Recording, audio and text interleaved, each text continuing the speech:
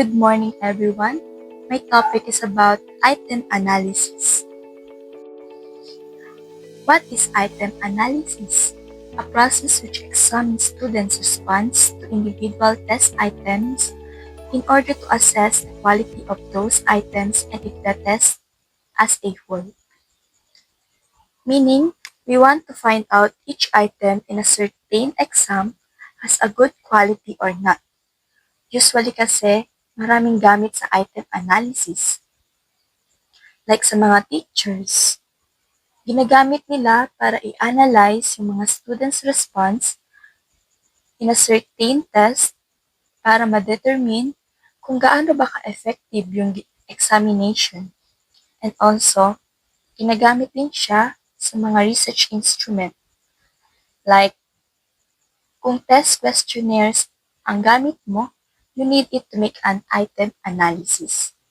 The next one is the act of analyzing students' responses to individual exam questions with the intention of evaluating exam quality. So in this, in general, we are after with the quality of each item that is considered included in a certain examination. There are two characteristics of item analysis. The first one is item difficulty or the ID. Next is item discrimination. So let's define first what is item difficulty. Item difficulty is the percentage of students who answered an item correctly. It ranges from 0 to 100, meaning the higher the value, the easier the question. An item difficulty index should lie between 30% and 70% is acceptable. If exceed 70% and the item is easy and an acceptable item. If it falls below 30%, the item is difficult and an acceptable item. So meaning where are a certain item is difficult or not, so we have to see it that the item to be considered should fall within the range of 30% and 70% ay acceptable. At kung ito ay nag-e-exist ng 70%, that particular item is easy and not acceptable. And if it falls below 30%, the item is considered difficult and unacceptable too. The next one is the item discrimination. This is a measure of how well the item can distinguish the knowledgeable students and those who are not. So here, maaari nating i-compare yung correct scores ng mga fast learners sa slow learners. By using this index, you can judge questions or items as follows. So this index of references will be your basis para matukoy natin yung item kung retain, revise, or discard ba siya. So, if ever na nakakompute tayo sa index of discrimination and nakakuha tayo ng 0.30 to above, meaning the certain item should be retained. But if it falls in 0.20 to 0.29, you need to revise. And 0.19 to below, you need to discard it. So the purpose of this item analysis is to evaluate the quality of each item and the quality of items to be determined of the quality of test, and also may suggest ways of improving the measurements of a test, and also it can help with understanding why certain tests predict some criteria but not others. The second topic that is assigned to me is reliability. What is reliability? Reliability refers to the extent to which an assessment method or instrument measures consistently the performance of the students. So we all know naman na it refers to the consistency of the result. Na kahit ilang beses papasagutan, yun pa rin ang lalabas ang resulta. There are types of reliability. First, test-retest reliability, parallel forms reliability, internal consistency reliability, and inter-rater reliability. So, let's define first what is test-retest reliability.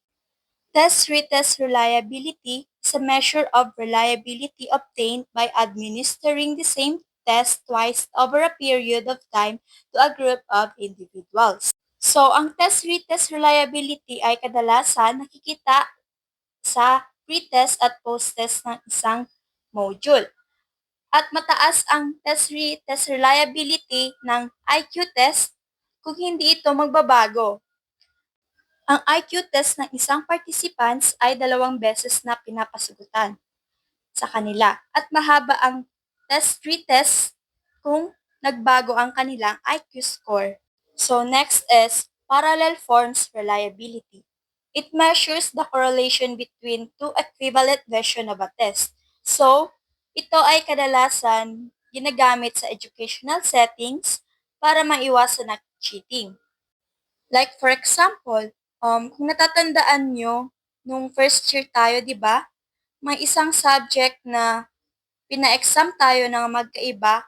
Ang tanong sa test mo at sa test ng katabi mo. Like kumbaga, may set A at set B.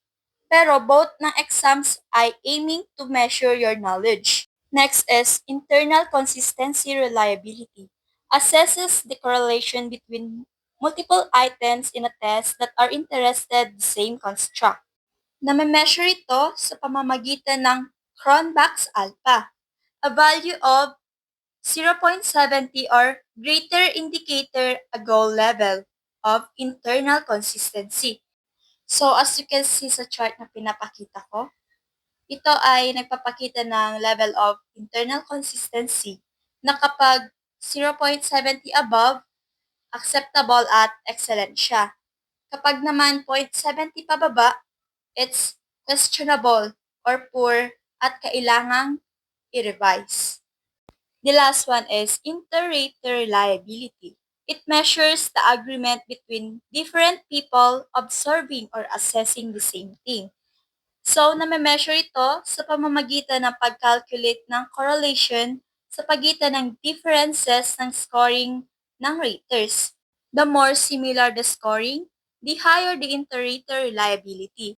Like for example, inter-rater reliability can be seen in behavioral observation.